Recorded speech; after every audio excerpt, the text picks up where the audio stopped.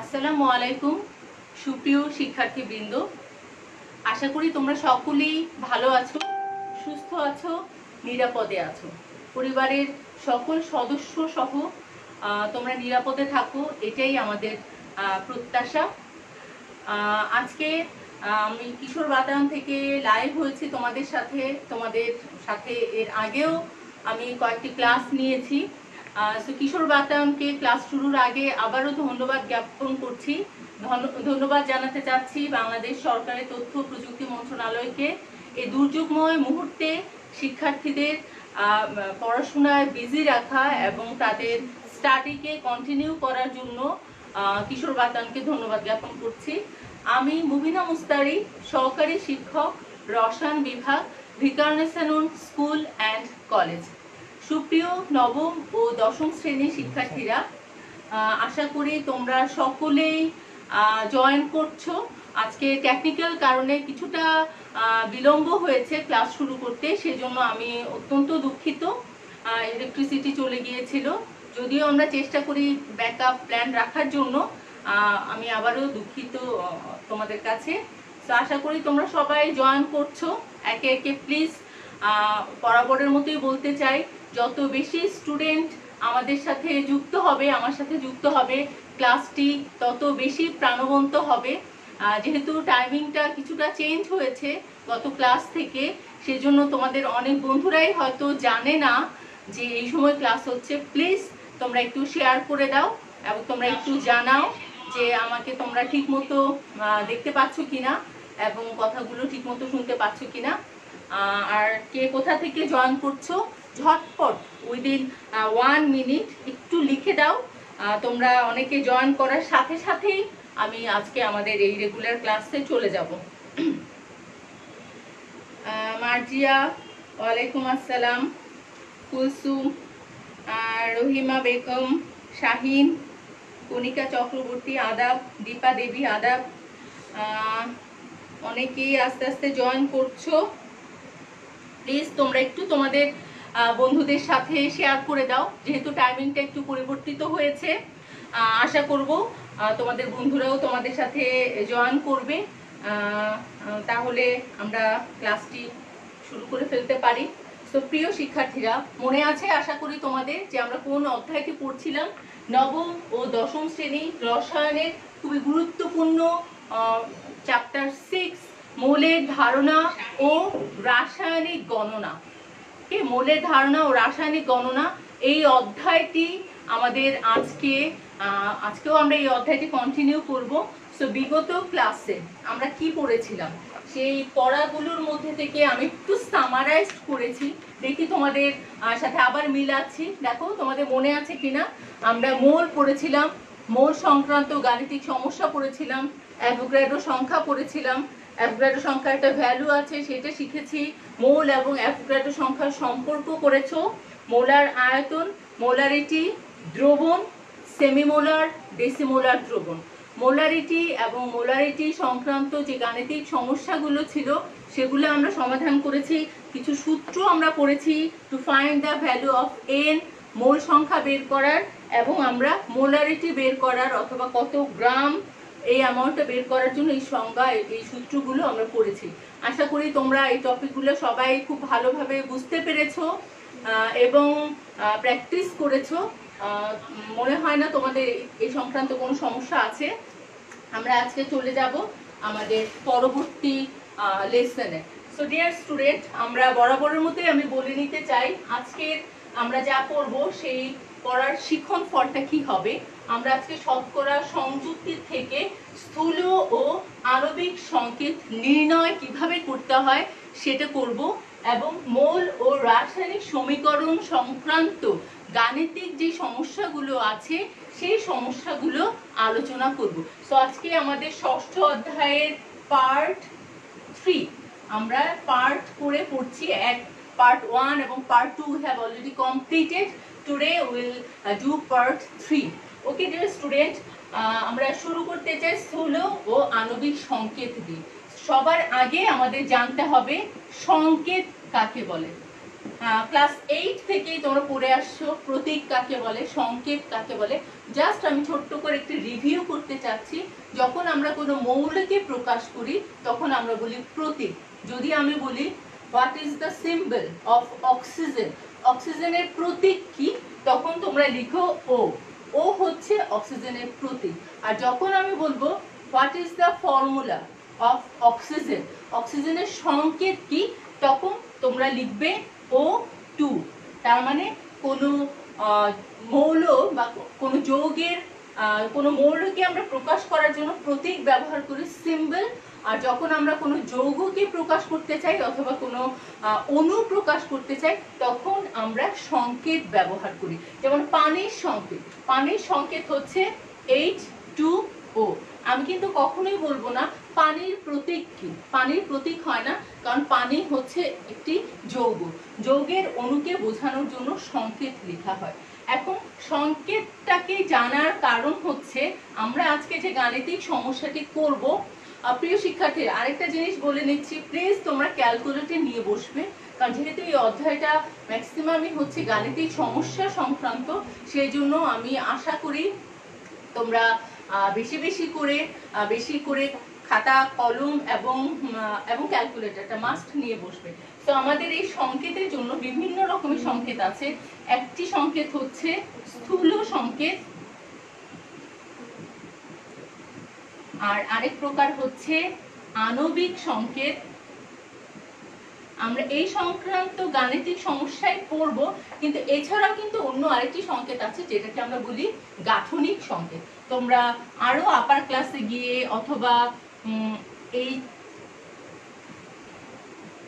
গাঠনিক সংকেত, যেহেতু আমরা সংকেত পড়ছি 3 ধরনের সংকেত নিয়ে বলছি। স্থূল সংকেত, স্থূল সংকেত হচ্ছে এই ধরনের সংকেত থেকে একটি যৌগে মৌলসমূহের যে অনুপাত, অণুসমূহের পরমাণুসমূহের অনুপাত সম্পর্কে আমরা একটা ধারণা পাই, কিন্তু এক্সাক্ট কতগুলো পরমাণু বিদ্যমান সেই যৌগে সেই সম্পর্কে কোনো ধারণা পাওয়া যায় না, সেই সংকেতকে স্থূল সংকেত বলা হয়। যেমন একটি যৌগের স্থূল সংকেত আমি লিখলাম CH। ইট মিনস দ্যাট এই যৌগটিতে যতগুলো কার্বন আছে ঠিক ততগুলোই হাইড্রোজেন আছে। কার্বন এবং হাইড্রোজেনের অনুপাত হচ্ছে 1:1। It means how many, the number of carbon and the number of hydrogens are same. If there is 2 carbon there will be 2 hydrogen. So এরকম অনেক যৌগ আছে, যেমন আমরা একটা যৌগের নাম লিখতে চাই বেনজিন C6H6। এই সংকেতটি হলো বেনজিনের আণবিক সংকেত, আর CH হচ্ছে বেনজিনের স্থূল সংকেত। এখান থেকে আমরা এটা জানতে পারি যে এই যৌগটিতে কার্বন আছে, হাইড্রোজেন আছে, কিন্তু কতটি কার্বন বা কতটি হাইড্রোজেন এক্সাক্ট আছে আমরা জানি না। আর জানি হচ্ছে এখানে যতগুলো কার্বন আছে ঠিক ততগুলোই হাইড্রোজেন আছে। এখন হচ্ছে আমরা জানতে চলে যাচ্ছি আণবিক সংকেতে। আণবিক সংকেত হচ্ছে জাস্ট এই যে এটা দেখে আমরা ধারণা করতে পারছি একটি যৌগের এক্সাক্ট নাম্বার অফ অ্যাটমস যেখানে প্রকাশ করা হবে সেই সংকেতটিকে আণবিক সংকেত বলা হয়। তার মানে আণবিক সংকেত থেকে আমরা ধারণা করতে পারি সেই যৌগটি কোন কোন মৌল দিয়ে গঠিত এবং কোন মৌলের কতগুলো পরমাণু আছে। তো CH এটা হচ্ছে বেনজিনের স্থূল সংকেত, C6H6 হচ্ছে বেনজিনের আণবিক সংকেত। আবার কিছু কিছু যৌগ আছে যাদের স্থূল সংকেত এবং আণবিক সংকেত সেম, যেমন ওয়াটার, পানির স্থূল সংকেত H2O, পানির আণবিক সংকেত H2O। সালফিউরিক অ্যাসিড H2SO4, স্থূল সংকেত H2SO4, H2SO4, আণবিক সংকেত সেম, কখনো কখনো সেটা পরিবর্তন হয়। লাস্ট থাকছে হচ্ছে গাঠনিক সংকেত। গাঠনিক সংকেত মানে হচ্ছে কোন যৌগে মৌলসমূহ একে অপরের সাথে কি ধরনের বন্ধন করে আছে সেটাও বোঝা যাবে। যেমন আমরা পানিকে লিখতে পারি, পানির আণবিক সংকেত হচ্ছে H2O, গাঠনিক সংকেত হচ্ছে এরকম। তার মানে অক্সিজেন হাইড্রোজেন কিভাবে বন্ধন তৈরি করেছে সে বন্ধন আকারে আমরা দেখাচ্ছি, এই সংকেতটাকে বলছি আমরা গাঠনিক সংকেত। পরবর্তী ক্লাস সমূহে তোমরা গাঠনিক সংকেত সম্পর্কে আরো পড়বে, এটা খুবই ডিটেলস আলোচনা করা হয় রসায়নে। আশা করি তোমরা সংকেত, স্থূল সংকেত এবং আণবিক সংকেত এই অংশটুকু বুঝতে পেরেছো। খুবই সিম্পল। আমরা তাহলে গাণিতিক সমস্যা এই টপিকে চলে যাই, কিভাবে আমরা শতকরা সংযুক্তি থেকে কোনো যৌগের স্থূল সংকেত এবং আণবিক সংকেত বের করতে পারবো। খুবই simple mathematical problems, but very very important. মাত্র 3টি স্টেপ রয়েছে। এই 3টি স্টেপ একেবারেই সোজা। আমি বারবার তোমাদের ইনফ্লুয়েন্স করছি এই চ্যাপ্টার সম্পর্কে। তোমরা এই চ্যাপ্টারটি একটু মন দিয়ে পড়বে। অন্যান্য যে কোনো চ্যাপ্টার থেকে this chapter is very much easier, but you have to follow the steps. দেখো শিক্ষার্থীরা, আমি এখানে তোমাদের জন্য 2টি গাণিতিক সমস্যা অলরেডি লিখে রেখেছি। একটা একেবারে বই থেকে নেওয়া হয়েছে, আরেকটা আমাদের তৈরি করা, খুবই সিম্পল। তো দেখো, প্রথম যৌগটাতে প্রথম যেই সমস্যাটা আছে গাণিতিক সমস্যা, সেখানে বলা হয়েছে কোন যৌগের মৌলসমূহের শতকরা সংযুক্তি। তার মানে একটি যৌগে হাইড্রোজেন আছে 2.04%, সালফার আছে 32.65% and oxygen is present 63.30%। এই যৌগটির স্থূল সংকেত নির্ণয় করতে হবে। তার মানে এই যে যৌগটি আছে সেটা আমরা স্থূল সংকেত নির্ণয় করব। তো আমরা যখন সমাধান করব, সমাধানের প্রথম স্টেপ, প্রথম ধাপ কি হবে? যে কোনো গাণিতিক সমস্যা যেখানে স্থূল সংকেত অথবা আণবিক সংকেত নির্ণয় করতে হবে, প্রথম step second step is similar. আণবিক সংকেত নির্ণয় করার আগে আমাদের স্থূল সংকেত নির্ণয় করতে হবে। So the steps are similar. So will start with প্রথম ধাপ, ফার্স্ট স্টেপ। প্রথমে যে কাজটি করতে হবে, যে শতকরা সংযুক্তিগুলো যে মৌলের দেয়া আছে তাদের নিজ নিজ পারমাণবিক ভর দিয়ে শতকরা সংযুক্তিগুলোকে ভাগ করতে হবে। তার মানে প্রথম ধাপে আমরা লিখতে পারি মৌলসমূহের নিজ নিজ পারমাণবিক ভর দিয়ে শতকরা সংযুক্তি করে পাই। তার মানে প্রথমে আমাদের হাইড্রোজেনের শতকরা সংযুক্তি দেয়া আছে 0.04 আর হাইড্রোজেনের পারমাণবিক ভর 1, we have to divide it with 1 and the value will be 2.04। তারপর হচ্ছে সালফার 32.65, সালফারের পারমাণবিক ভর 32, so if we divided this value we will get 1.02। and third, অক্সিজেনের শতকরা সংযুক্তি দেয়া আছে 63.30, অক্সিজেনের পারমাণবিক ভর 16।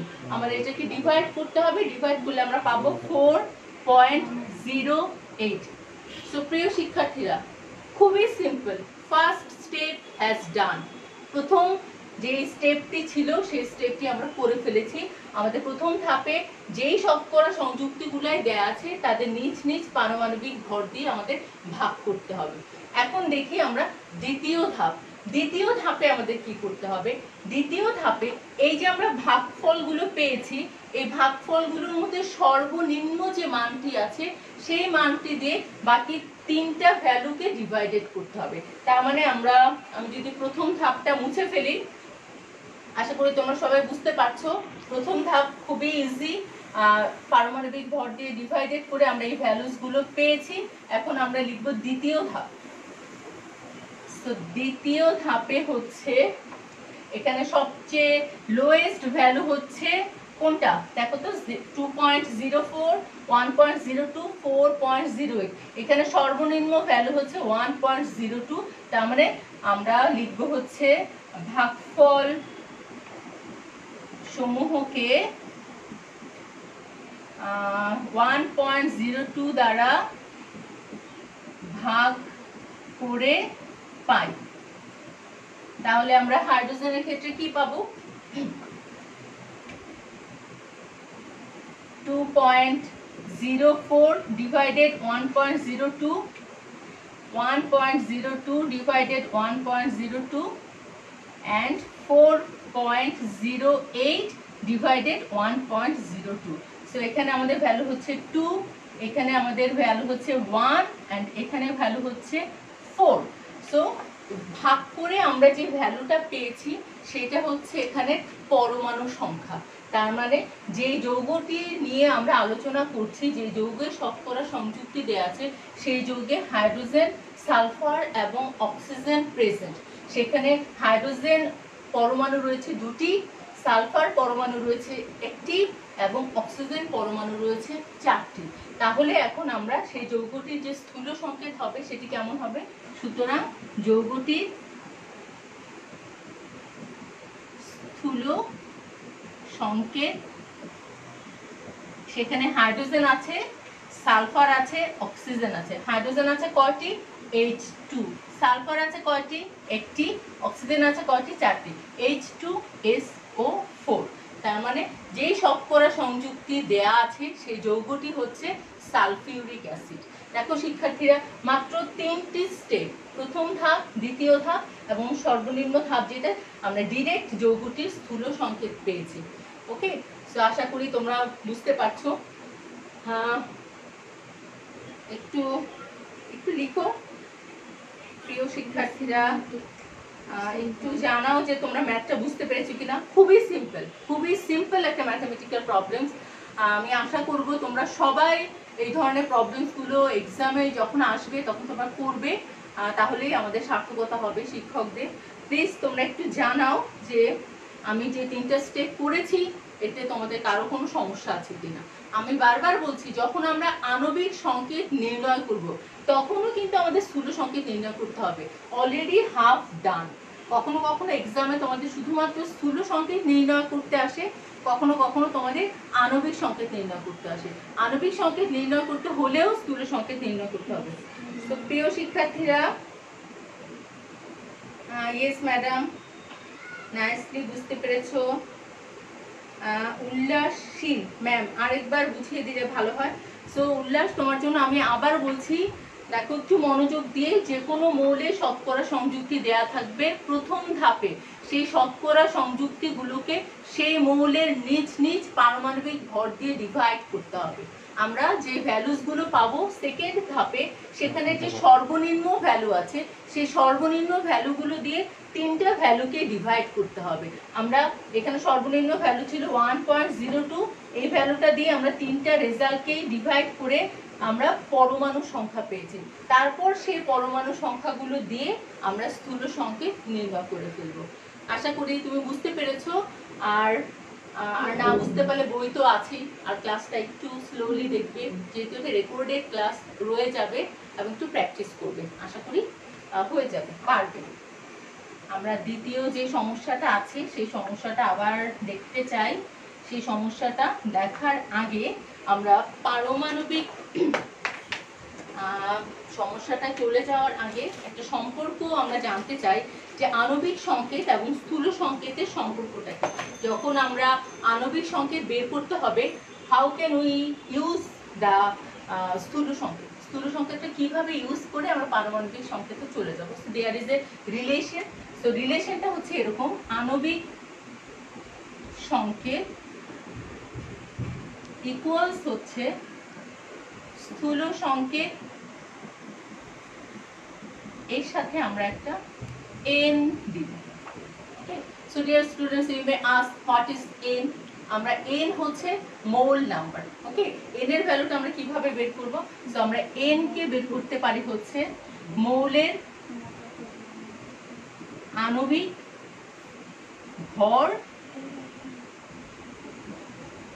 ডিভাইডেড বাই, দেখো মৌলের আণবিক ভর ডিভাইডেড বাই স্থূল সংকেতের আণবিক ভর। এই সম্পর্কটা মাঝে মাঝে তোমাদের এমসিকিউতে আসে, যে নিচের কোন সম্পর্কটি সঠিক। খুবই ইজি একটি সম্পর্ক, কিন্তু মাঝে মাঝে ছোটখাটো ভুল করে ফেলো। দেখো আণবিক সংকেত, এখন একটা ইন্টারেস্টিং ব্যাপার হচ্ছে, যখন আমরা স্থূল সংকেত নির্ণয় করেছি শতকরা সংযুক্তি ছাড়া, এখানে কিন্তু অন্য কোনো ভ্যালু দেয়া হয়নি। তো যখন আমরা কোনো যৌগের আণবিক সংকেত নির্ণয় করব, সেই যৌগের এক্সাক্ট আণবিক ভর তোমাদের কোশ্চেনে দেয়া থাকবে। সেকেন্ড যে কোশ্চেনটা আছে, দেখো একটি যৌগে নাইট্রোজেন ও অক্সিজেনের শতকরা সংযুক্তি দেয়া আছে, সেই যৌগের আণবিক ভরও দেয়া আছে। আণবিক ভর ইউজ করেই আমাদের আণবিক সংকেত নির্ণয় করতে হবে। সো এখানে মৌলের যে আণবিক ভর দেয়া আছে সেটাকে যদি আমরা স্থূল সংকেতের আণবিক ভর দিয়ে ডিভাইড করি তাহলে আমরা n এর ভ্যালু পাবো। তারপর সেই n এর ভ্যালুটা আমরা কি করব, স্থূল সংকেতে বসিয়ে দেব। ওকে, এই ফর্মুলাটা ইউজ করেই আমরা এই দ্বিতীয় গাণিতিক সমস্যাটা করে ফেলবো, খুবই ঝটপট। সো শিক্ষার্থীরা কাগজ কলম নিয়ে দ্রুত রেডি হয়ে যাও। আমি চাই আমি করার আগেই, আমি ম্যাথটা কমপ্লিট করার আগেই তোমরা করে ফেলবে। সো ক্যালকুলেটর আছে আমার সাথে, ইটস দ্য কম্পিটিশন, দেখি কে আগে করতে পারে। তো আমরা দ্বিতীয় নাম্বার গাণিতিক সমস্যাটা করছি, প্রথম ধাপ। সো প্রিয় শিক্ষার্থীরা, প্রথম ধাপে কি করতে হবে আমাদের? প্রথম ধাপে আমাদের করতে হবে যে শতকরা সংযুক্তিগুলো দেয়া আছে সেই শতকরা সংযুক্তিগুলোকে নিজ নিজ পারমাণবিক ভর দিয়ে ভাগ করতে হবে। তো আমরা প্রথম ধাপে লিখে ফেলি, শতকরা সংযুক্তিকে নিজ নিজ পারমাণবিক ভর দিয়ে ভাগ করে পাই। সো এখানে আমাদের সালফার আছে, সালফারের এখানে আমাদের দ্বিতীয় সমস্যাটা আমরা করছি। এখানে নাইট্রোজেন আছে, নাইট্রোজেনের শতকরা সংযুক্তি দেওয়া আছে 36.8%।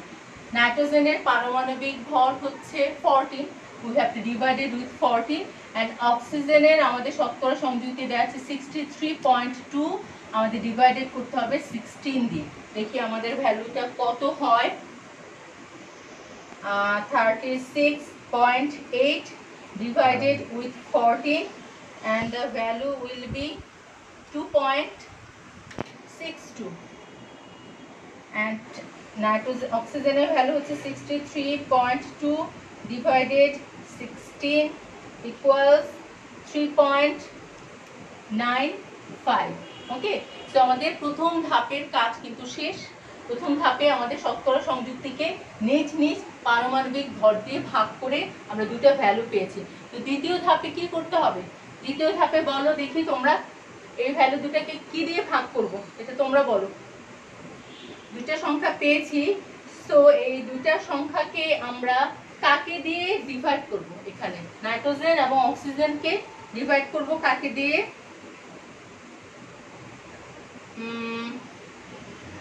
কাকে দিয়ে ডিভাইড করব বলো ছটপট। দুইটা ভ্যালু পেয়েছি, নাইট্রোজেনের জন্য পেয়েছি 2.62, অক্সিজেনের জন্য পেয়েছি 3.95। দ্বিতীয় ধাপে এই দুটি ভ্যালুকে কাকে দিয়ে ডিভাইড করতে হবে?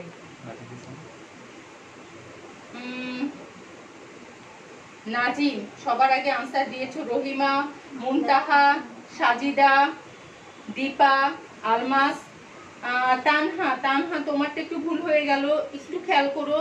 তানহার একটু ভুল হয়ে গিয়েছে। মার্জিয়া ঠিক আছে, ইয়েস। আমাদের যেটা করতে হবে সেটা হচ্ছে লামিয়া, তোমারটাও ঠিক আছে। সবার আনসার আমি করতে পারি না, সেই জন্য দুঃখিত, কিন্তু তোমরা আমার সাথে আছো, খুব ভালো লাগছে। আমাদের দ্বিতীয় ধাপে যে কাজ সেটা হচ্ছে এই দুটো ভ্যালুর মধ্যে যেটা সর্বনিম্ন ভ্যালু সেই ভ্যালুটা দিয়ে ডিভাইড করতে হবে। এখানে lower value is 2.62, I have to divided this two values with 2.62। তাহলে আমরা দ্বিতীয় ধাপটা এখানে লিখে ফেলি। দ্বিতীয় ধাপ, ভাগফল সমূহকে 2.62 দ্বারা ভাগ করে পাই। So nitrogen কে আমরা ডিভাইড করব 2.62 divided 2.62, and oxygen will be divided by 3.95 divided by 2.62. It will be 1. So what will be the value of oxygen? 3.95 divided 2.62. The answer is 1.5. Very interesting answer has come out. Okay, you have to remember, you become confused in exam hall. Okay, lots of students become confused when these types of fraction value has come. So remember very carefully, listen to me dear students, if the value of this either 1.5, if it was 1.05 or 1.15, whatever this, okay, then we can ignore these values. We just take 1 or 1. But if the value is like 1.97, 1.90, then we have to consider this value as 2. Okay, but we are getting here exact 1.5. We cannot consider this value as 1, or we cannot consider this value as 2. What we will do in this situation? And another thing is that technique of teachers. You always remember, while a teacher like me are preparing a question, I will always try to confuse a student. Okay, this is the confusion, and a very clear solution for that. Whenever you are getting a fractional value which you cannot deny, either you can take it 1 or 2, then both value will be divided by the same number, and we have to convert it into a full digit. Okay, so whenever we want to convert oxygen in by multiplying 2, it become 3. Then we have to consider, we have to multiply the value of nitrogen also by 2. Then it will be 2. Okay, so there will be an additional step. This is the most critical topic of this maths. Except this, no other confusion will be created. So we are getting 1 and 1.5. So we will write here, multiply both numbers by 2. Then nitrogen will be 1 into 2 equals 2, and oxygen will be 1.5 into 2 equals 3. So here we are getting a full number without any fractional number. Now we can very easily write the স্থূল সংকেত. এখন আমরা সুতরাং যৌগটির স্থূল সংকেত. তাহলে যৌগটির স্থূল সংকেতে কি আছে? নাইট্রোজেন আছে, অক্সিজেন আছে. আমরা এখানে নাইট্রোজেন কয়টা পেয়েছি? নাইট্রোজেন পরমাণু আছে 2, অক্সিজেন পরমাণু আছে 3. সো আমরা যেই যৌগটি নিয়ে ম্যাথমেটিক্যাল প্রবলেমসটা শুরু করেছিলাম, শতকরা সংযুক্তি দেয়া ছিল, সেই যৌগটিতে 2টি নাইট্রোজেন পরমাণু রয়েছে, 3টি অক্সিজেন পরমাণু রয়েছে. সো যৌগটির স্থূল সংকেত হচ্ছে N2O3. আশা করি এই অংশটুকু তোমরা বুঝতে পেরেছো.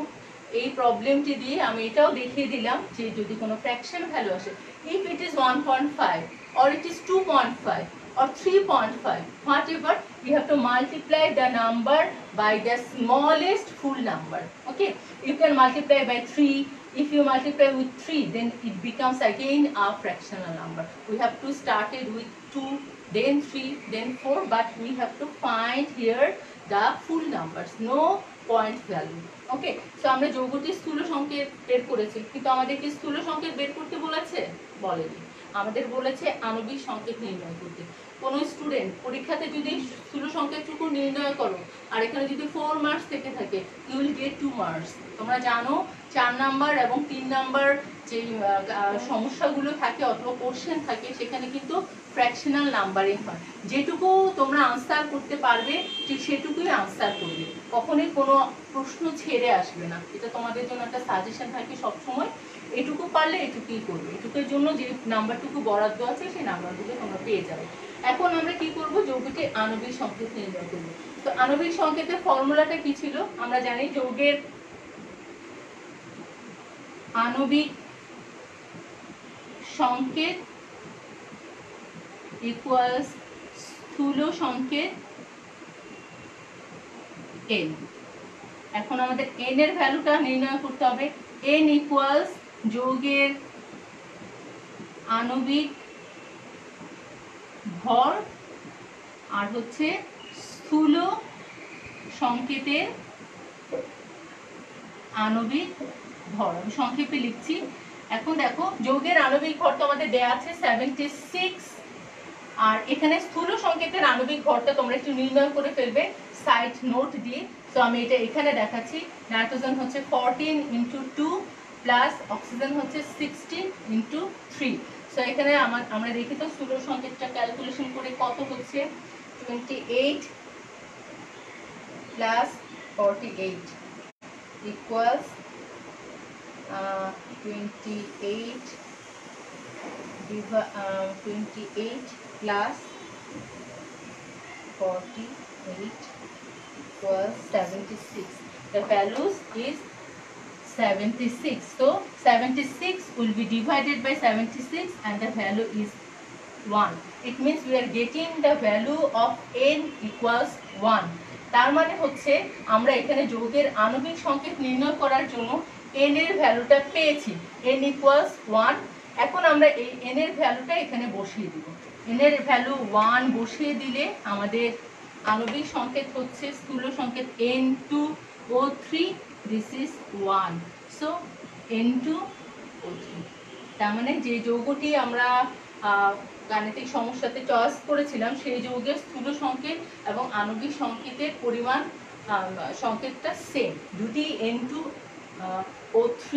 এখন প্রিয় শিক্ষার্থীরা, যদি এমন হতো যদি আমরা n এর ভ্যালু এখানে 2 পেতাম, n এর ভ্যালু 2 পেলে আমরা তো এখানে নিশ্চয়ই 1 বসাতাম না, তখন আমরা এখানে কি বসাতাম? n এর ভ্যালু, আমি জাস্ট এটা তোমাদের বোঝানোর জন্য বলছি, আর এটা ম্যাথ না করে। If the value of n equals 2, ইট ওয়াজ 2, তখন আমাদের কি করতে হতো? এখানে নাইট্রোজেন কত হয়ে যাবে তাহলে? 2 2s are 4, N4, R oxygen হয়ে যেত 3 2s are 6। তার মানে তখন যৌগটার আণবিক সংকেত হয়ে যেত N4O6, but unfortunately or fortunately we are getting here 1, so the value is N2O3।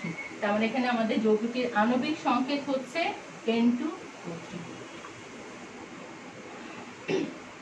So প্রিয় শিক্ষার্থীরা, ঝটপট একটু জানাও, অনেক বড় একটা ম্যাথমেটিক্যাল প্রবলেমস আমরা করেছি, যেখানে স্থূল সংকেত নির্ণয় আছে, আণবিক সংকেত নির্ণয় আছে, যদি ভ্যালুটা ফ্র্যাকশনাল ভ্যালু হয় কোনটাকে আমরা কনসিডার করব, কোনটাকে কনসিডার করব না সেটা আছে। শেষ পর্যন্ত আমরা যৌগের স্থূল সংকেতও নির্ণয় করেছি। এখন তোমরা একটু আমাকে লিখে জানাও যে আমরা কি পরের যে টপিকটা আছে সেই টপিকে চলে যাব কিনা। প্লিজ একটু ঝটপট তোমরা লিখে দাও যে আমরা কি পরের টপিকে চলে যাব কিনা।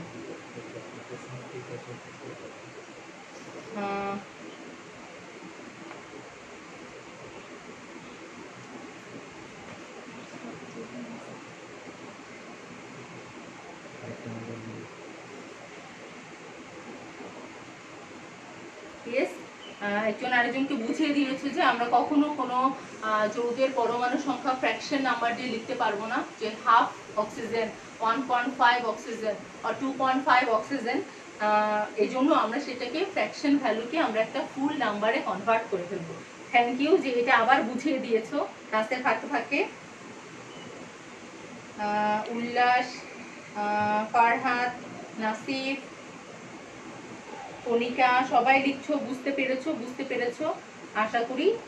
বাকি যারা আছো তারাও বুঝতে পেরেছো। তাহলে আমরা আমাদের যে পরবর্তী যে টপিকসটা আছে সেখানে আমরা চলে যেতে পারি।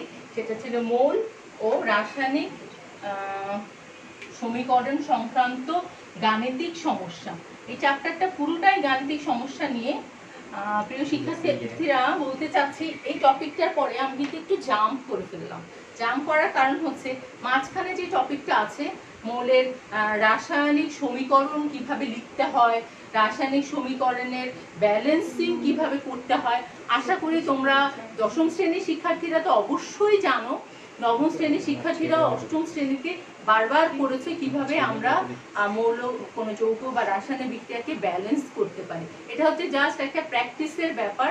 আর ব্যালেন্সিংটার জন্য যে জিনিসটা তোমাদের মনে রাখতে হবে, রাসায়নিক সমীকরণে আমাদের ধরে নাও A+B বিক্রিয়া করে C তৈরি করেছে, আমরা এখানে এই A বা B কে আমরা বলছি বিক্রিয়া করে এখানে যে C তৈরি হয়েছে সেটাকে আমরা বলছি উৎপাদ। একটা হচ্ছে রিয়েক্টেন্ট, অ্যানাদার ইজ দ্য প্রোডাক্ট। রিয়েক্টেন্ট যখন প্রোডাক্টে কনভার্ট হচ্ছে মাঝখানে আমরা অ্যারো সাইন দিতে পারি, কখনো কখনো আমরা ইকুয়াল সাইনও দিতে পারি। ওকে, অ্যারো সাইন বা ইকুয়াল সাইনের মানে কি? যখন আমরা ইকুয়াল সাইন দিব, you have to make sure the total number of atoms in the left hand side and right hand side will be equal. সবচেয়ে ইজিয়েস্ট একটা এক্সাম্পল যদি আমরা দিই, hydrogen when reacts with oxygen we are getting water. Okay, we are just give an arrow sign because the reaction is not balanced. এখানে দুটো oxygen atom আছে, but after the reaction it is one. Okay, but if you want to give here an equal sign, then you must have to balance this. So we have to put here a 2, then the number of oxygen becomes 2, but number of hydrogen বেড়ে যাচ্ছে, 4টা হয়ে যাচ্ছে, এখানে আমাদের 4 দিতে হবে। ওকে, so these are the balancing chemical equation. এটা তোমরা এটা তোমরা অনেকবারই করেছো। আচ্ছা, ক্লাস নিতে নিতে প্রায় আমার ইংলিশ টার্ম চলে আসে। দীর্ঘদিন যাবত আমি আসলে ইংলিশ ভার্সনে ক্লাস নিই, সেই জন্য হতে পারে এই সমস্যাটা। যাই হোক, এই টপিকটা তোমরা নিজেরাই করতে পারবে। আমরা এখন কিছু গাণিতিক সমস্যা করব, সেখানে মোল ও রাসায়নিক সমীকরণে কিছু ব্যাপার থাকবে, সেই জিনিসগুলো আমরা দেখব। গাণিতিক সমস্যাটা আমি একেবারেই তোমাদের বইয়ের গাণিতিক সমস্যাগুলোই আলোচনা করব। পরবর্তীতে অধ্যায়টি শেষ হয়ে যাওয়ার পর আমরা আরো ডিটেলস কিছু আলাপ করব। এখন দেখো, আমরা যখন মোল ও রাসায়নিক সমীকরণ নিয়ে কথা বলছি, রসায়নের যেহেতু এটা হচ্ছে আমাদের উৎপাদ এবং প্রোডাক্ট এবং কতটুকু প্রোডাক্ট তৈরি হচ্ছে বিক্রিয়ক থেকে, সেই জিনিসগুলো নিয়ে আলোচনা করছি।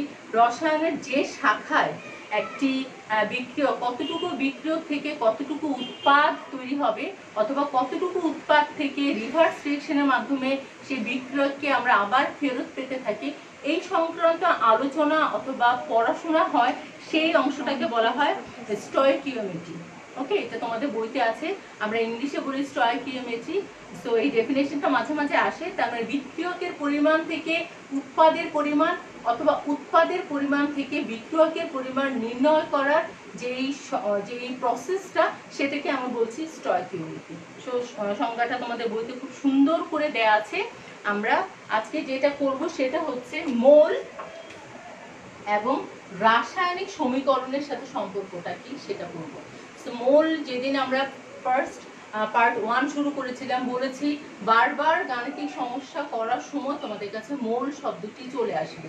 সো মোল হচ্ছে যখন আমরা কোনো মৌল অথবা যৌগের আণবিক ভর বা পারমাণবিক ভরকে গ্রাম ইউনিট এক্সপ্রেস করব, তখন তাকে বলা হবে 1 মোল। একটা সিম্পল ম্যাথ আমরা করব। 5 গ্রাম ম্যাগনেসিয়াম ধাতু, দেখো একটু ছটফট আমার সাথে, 5 গ্রাম ম্যাগনেসিয়াম ধাতু কত গ্রাম অক্সিজেন এর সাথে বিক্রিয়া করে ম্যাগনেসিয়াম অক্সাইড তৈরি করব। খুবই সিম্পল একটা ম্যাথ। ওকে, খুবই সিম্পল ম্যাথস, কিন্তু এক্সামের জন্য আসে, এক্সামে তোমাদের আনসার করতে হবে। তো এই ধরনের সমস্যা যখন তোমরা করবে, সলিউশন করবে, তোমাকে প্রথম যে কাজটি করতে হবে, আমাদের পূর্ণাঙ্গ বিক্রিয়াটি লিখতে হবে উইথ ব্যালেন্সিং। আমাদের এখানে বলা আছে বিক্রিয়ক হচ্ছে ম্যাগনেসিয়াম ধাতু, আরেকটি বিক্রিয়ক হচ্ছে অক্সিজেন গ্যাস।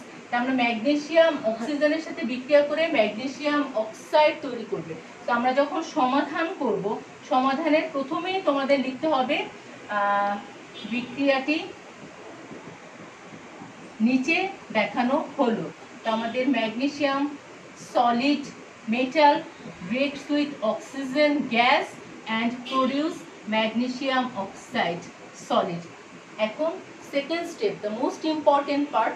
এই ম্যাথটা পুরোটাই তোমাদের ভুল হয়ে যাবে যদি তোমরা এখানে ব্যালেন্স না করো। ওকে, সো আমাদের ব্যালেন্স করে দেখতে হবে। There is 2 oxygen, so you have to give here 2। অক্সিজেনের সংখ্যাটা ব্যালেন্স হয়ে গেল, কিন্তু ম্যাগনেসিয়ামটা বেড়ে গেল, so we have to put here 2। Okay, so আমাদের ম্যাক্সিমাম কাজ কিন্তু হয়ে গিয়েছে।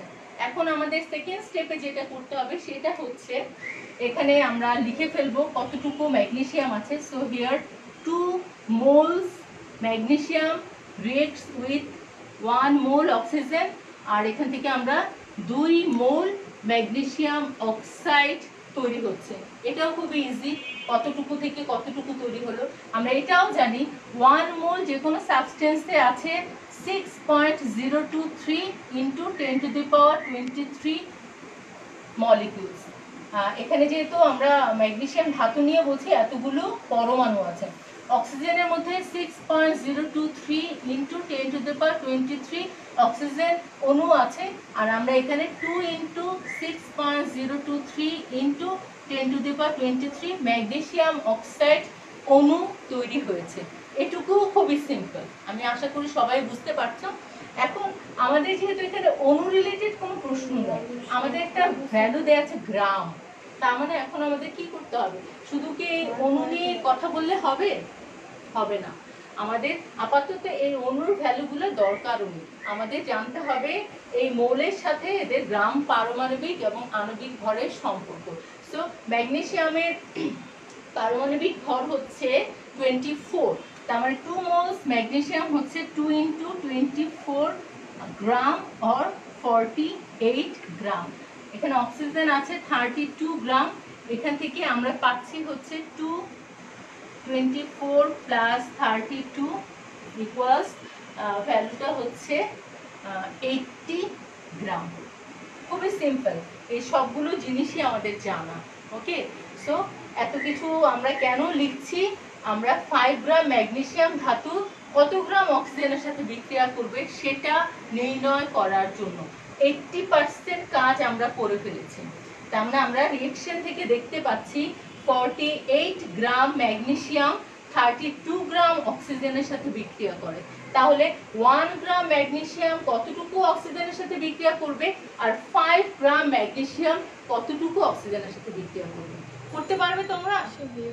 দেখো তো কি হবে, তাহলে একটু ঝটপট করে লিখে ফেলি আমরা। তাহলে আমাদের জানতে চেয়েছে 5 গ্রাম ম্যাগনেসিয়াম কত গ্রাম অক্সিজেনের সাথে বিক্রিয়া করবে, তার মানে অক্সিজেনের ভ্যালুটা আমরা রাখবো রাইট সাইডে, লিখবো এভাবে 48 গ্রাম ম্যাগনেসিয়াম বিক্রিয়া করে 32 গ্রাম অক্সিজেনের সাথে, 1 গ্রাম ম্যাগনেসিয়াম বিক্রিয়া করে 32 ডিভাইডেড বাই 48, আর আমরা যদি 5 গ্রামের জন্য বের করি ইন্টু 5, তাহলে ভ্যালুটা হচ্ছে মেবি ভ্যালুটা হবে 3.33 গ্রাম। তোমরা একটু করে ফেলবে, আর একটু সুন্দর করে লিখবে, আমার স্পেস নেই বলে একটু চাপাচাপি হয়ে গিয়েছে।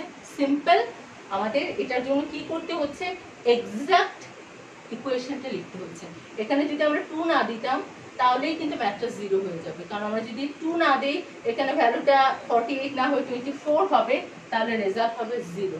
So exactly you have to know their atomic and molecular ম্যাথসটা জানা ওইখানে গুরুত্বপূর্ণ, তা না হলেও সেটা ভুল হয়ে যেতে পারে।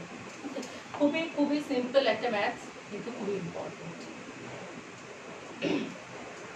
আশা করি বুঝতে পারছো। আবার একটু চলে যেতে চাই, যেহেতু নবম শ্রেণীর শিক্ষার্থীদের জন্য এই প্রবলেমগুলো একেবারেই নতুন, সেই জন্য আমি বারবারই কি করছি তোমাদের কাছে জানতে চাই বারবার করে, যে তোমরা কি যেটুকু পর্যন্ত করিয়েছি সেটুকু বুঝতে পারছো কিনা, তা না হলে হয়তো আবার রিপিট করব অথবা একটু স্লো যাব।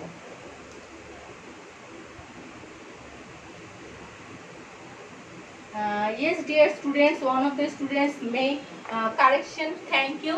আমি এখানে 32 লিখেছি, it will be 16. Who has give this correction?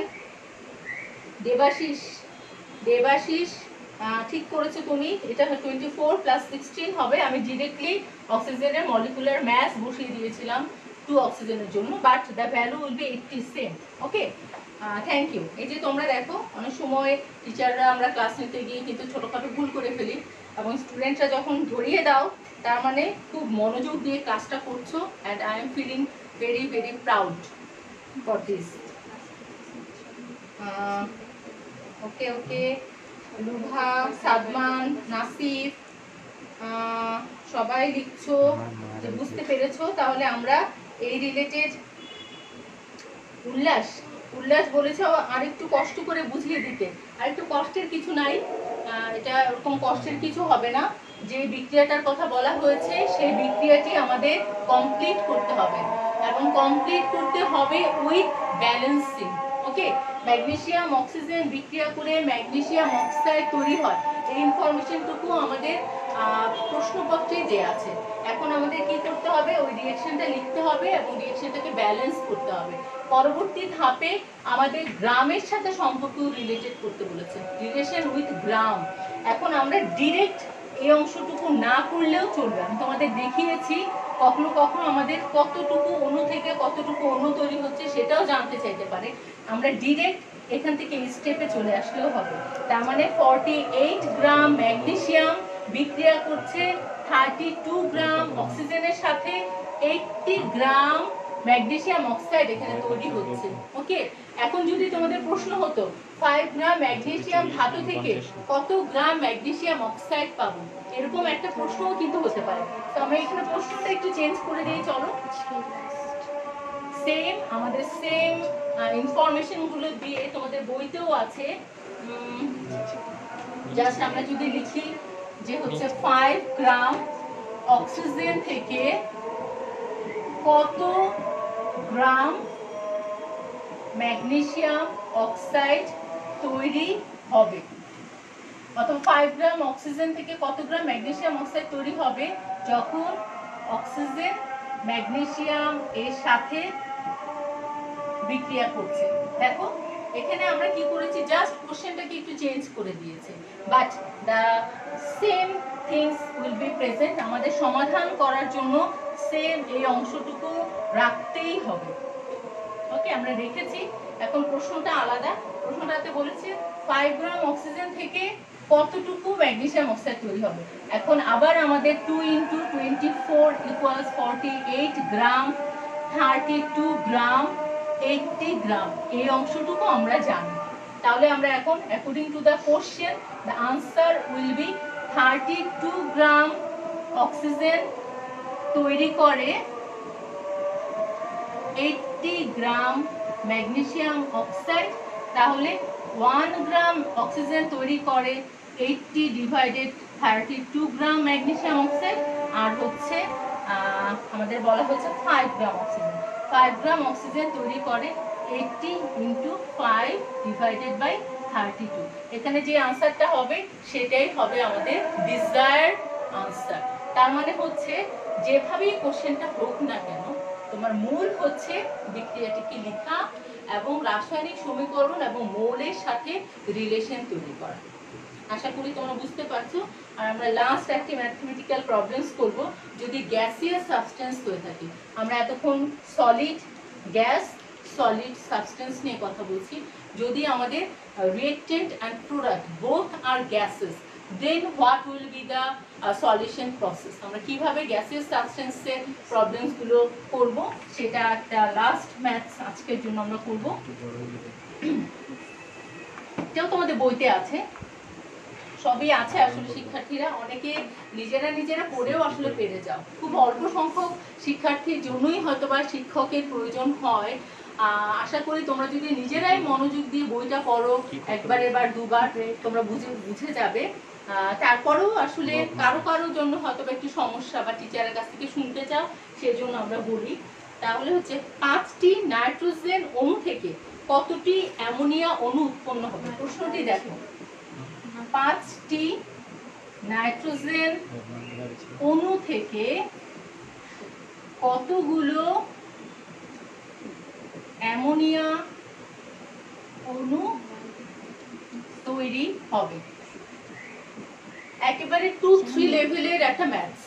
কোশ্চেনটা করার ক্যালকুলেশনটা এত ইজি যে খুবই ছোট বাচ্চারাও পারবে, কিন্তু ছোট বাচ্চারা তো জানে না নাইট্রোজেন থেকে কিভাবে অ্যামোনিয়া তৈরি হয়। তোমাদের সেটা জানতে হবে। ওকে, সো আমরা যখন সলিউশন করব তখন আমাদের ফার্স্ট হচ্ছে আমাদের রাসায়নিক সমীকরণটি জানতে হবে। নাইট্রোজেন হাইড্রোজেনের সাথে বিক্রিয়া করে নাইট্রোজেন গ্যাস, হাইড্রোজেন গ্যাসের সাথে বিক্রিয়া করে অ্যামোনিয়া গ্যাস তৈরি করে। খুবই ইম্পর্টেন্ট একটা বিক্রিয়া, দশম শ্রেণীর স্টুডেন্টরা জানো। লা শ্যাটেলিয়ার প্রিন্সিপাল অনুযায়ী হেবার বোস পদ্ধতিতে আমরা অ্যামোনিয়া গ্যাস তৈরি করি। খুবই ইন্ডাস্ট্রিয়ালি প্রফিটেবল গ্যাস। ইউরিয়া থেকে শুরু করে অনেক ধরনের ফার্টিলাইজার তৈরি করতে এই বিক্রিয়াটা ইউজ হয়, এবং this is a reversible reaction. But এখন আমাদের এত কিছু জানতে হবে না, আমরা এই রিয়েকশনটাকে ব্যালেন্স করব। সো এখানে 3টে হাইড্রোজেন আছে, we have to put here a 3, then it becomes 3 to the 6 hydrogen, we have to give here a 2. দেখো খুব সুন্দর ব্যালেন্স হয়ে গিয়েছে, দুটো নাইট্রোজেন 6টা হাইড্রোজেন 6টা hydrogen. So this is the overall reaction. সো আমাদের এখানে কিন্তু আমাদের অণু সংখ্যা চেয়েছে। অনুসংখ্যা চেয়েছে, তার মানে আমাদের এখানে গ্রামের কোনো পরিমাণ চাইনি, আমরা আণবিক ভর এখানে যাব না। তো এখানে আমাদের নাইট্রোজেনের আছে হচ্ছে 1 মোল, হাইড্রোজেন আছে 3 মোলস, এন্ড অ্যামোনিয়া তৈরি হয়েছে 2 মোলস। এইটুকু সবাই বুঝতে পারছি। 1 মোল নাইট্রোজেনে কতগুলো নাইট্রোজেনের অণু আছে? অ্যাকুরেট সংখ্যক অণু আছে 6.023 ইন্টু 10⁻23 নাইট্রোজেন অণু আছে, যেটি 3 ইন্টু 6.023 ইন্টু 10⁻23 হাইড্রোজেন অণুর সাথে বিক্রিয়া করে 2 ইন্টু 6.023 ইন্টু 10⁻23 অ্যামোনিয়া অণু তৈরি করছে। তার মানে আমাদের কোশ্চেনে চেয়েছে 5টি নাইট্রোজেন অণু কতগুলো অ্যামোনিয়া অণু তৈরি করবে। খুবই সিম্পল, আমরা জাস্ট লিখব 6.023 ইন্টু 10⁻23 নাইট্রোজেন অণু তৈরি করে 2 ইন্টু 6.023 ইন্টু 10⁻23 অ্যামোনিয়া অণু। তাহলে একটি নাইট্রোজেন অণু তৈরি করে 2 ইন্টু 6.023 ইন্টু 10⁻23 ডিভাইডেড 6.023 ইন্টু 10⁻23। আর তাহলে আমাদের কোশ্চেনে বলেছে 5টি নাইট্রোজেন থেকে আমরা জাস্ট এখানে 5 মাল্টিপ্লাই করে দিই, পুরো ভ্যালুটা মাল্টিপ্লাই হয়ে যাচ্ছে। তাহলে আমরা জাস্ট পাবো 5 2 10 অ্যামোনিয়া অণু। খুবই সিম্পল, তার মানে তোমার আনসার হচ্ছে 10 অ্যামোনিয়া। তার মানে আমরা যদি 5টি নাইট্রোজেন অণু নেই তাহলে আমরা সেখান থেকে পাবো 10 অ্যামোনিয়া। 5টি না নিয়ে যদি 500 নেই, 5000 নেই, what ever be the amount, we have to start it with this, then we have to do the calculation. Okay, so dear students, অনেকগুলো ম্যাথস করেছি। যেহেতু একটু লেট করে শুরু করেছিলাম, হয়তোবা তোমাদের একটু সময়ও চলে গিয়েছে। আমার আসলে এত ভালো লাগে সারা বাংলাদেশের সব শিক্ষার্থীদের নিয়ে ক্লাস করাতে। I am feeling very glad. I am thankful to Kishore Batan again and from my organization Vikarmission স্কুলের পক্ষ থেকেও আমি সকল শিক্ষার্থীদের শুভকামনা জানাচ্ছি। তোমরা এতটা সময় ধরে এতটা ধৈর্য নিয়ে ক্লাস করো, আমি আসলে ফিলিং ভেরি প্রাউড। তো আজকের মতো আমি ক্লাসটি এখানেই শেষ করছি। আশা করি পরবর্তী ক্লাসে আর একটি মাত্র পার্ট থাকবে, আমরা সেই একটি মাত্র পার্টে বাকি অংশটুকু আলোচনা করব, আর সাথে কিছু বোর্ডের কিছু প্রশ্ন সমাধান করারও চেষ্টা করব। আশা করি সেই পর্যন্ত তোমরা সবাই ভালো থাকবে, নিরাপদে থাকবে, একেবারেই বাসায় থাকবে, জরুরি প্রয়োজন ছাড়া বাসার বাইরে যাবে না, স্বাস্থ্যবিধি মেনে চলবে। মহান আল্লাহ তাআলার কাছে সকলের জন্য, বিশ্বের সবার জন্য প্রার্থনা করবে, আমার জন্য প্রার্থনা করবে। ভালো থাকবে। আল্লাহ হাফেজ।